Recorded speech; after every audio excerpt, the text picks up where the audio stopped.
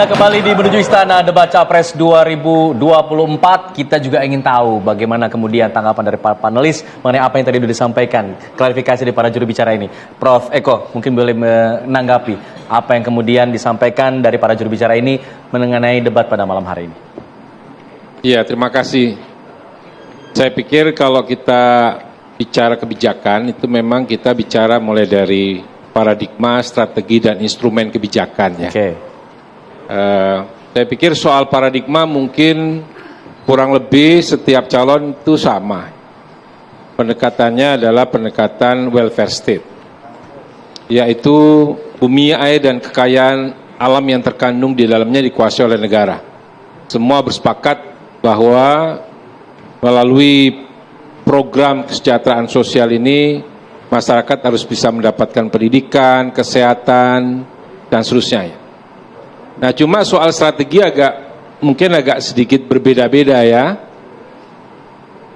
Soal strategi misalnya, apakah kita akan menanggulangi kemiskinan dengan memberikan subsidi yang lebih besar, atau kita akan meningkatkan produktivitas UMKM misalnya ya.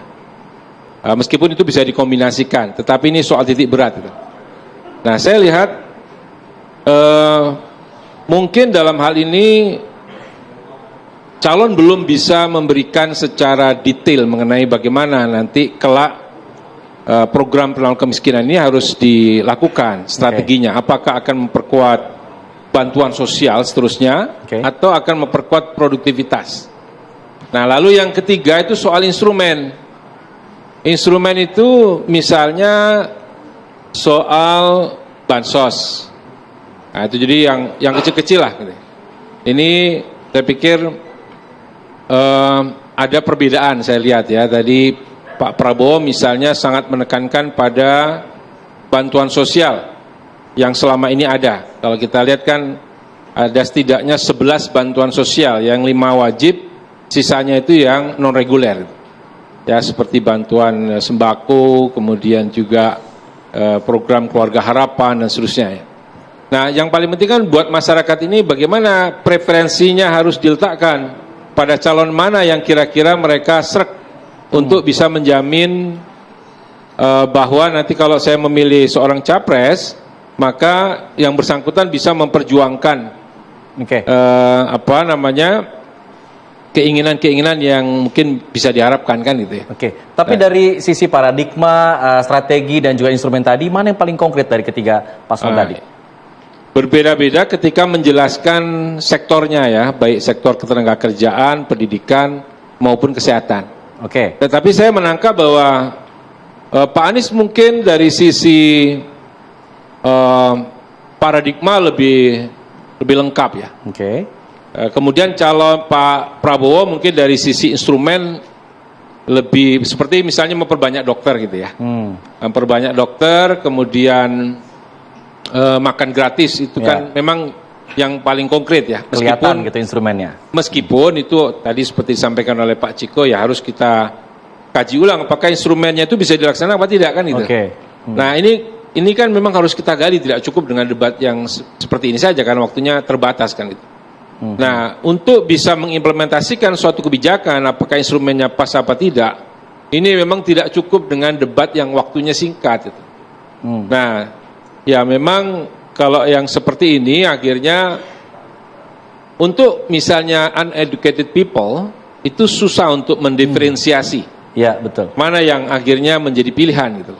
Kecuali misalnya kita menggunakan instrumen-instrumen yang lebih mudah dicerna oleh masyarakat gitu ya. Jadi pilihan-pilihan misalnya soal makan gratis itu kan soal kemudahan untuk dicerna oleh masyarakat gitu ya. Tapi kalau kita bicara mulai dari paradigma sama strategi, itu mungkin untuk well educated people.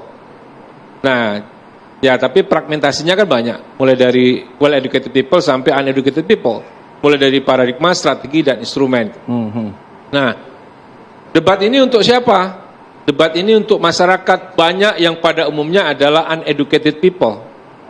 Nah, jadi itu mungkin untuk uneducated people yang praktis-praktis, yang instrumen itu lebih mudah untuk dicerna.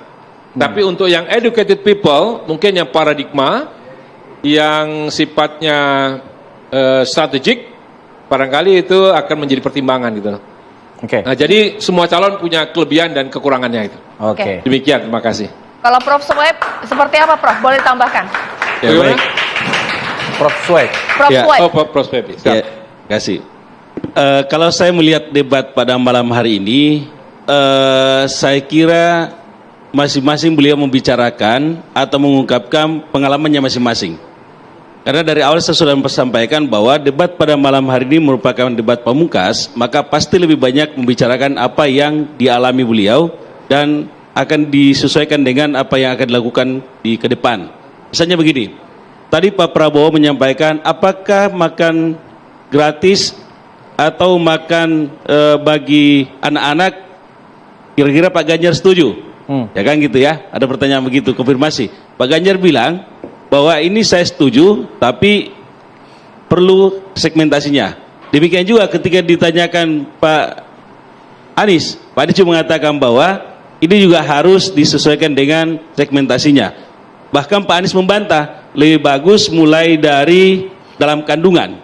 Ya, lebih anarkisnya lagi beliau mengatakan tadi, lebih bagus mulai dari pranikah.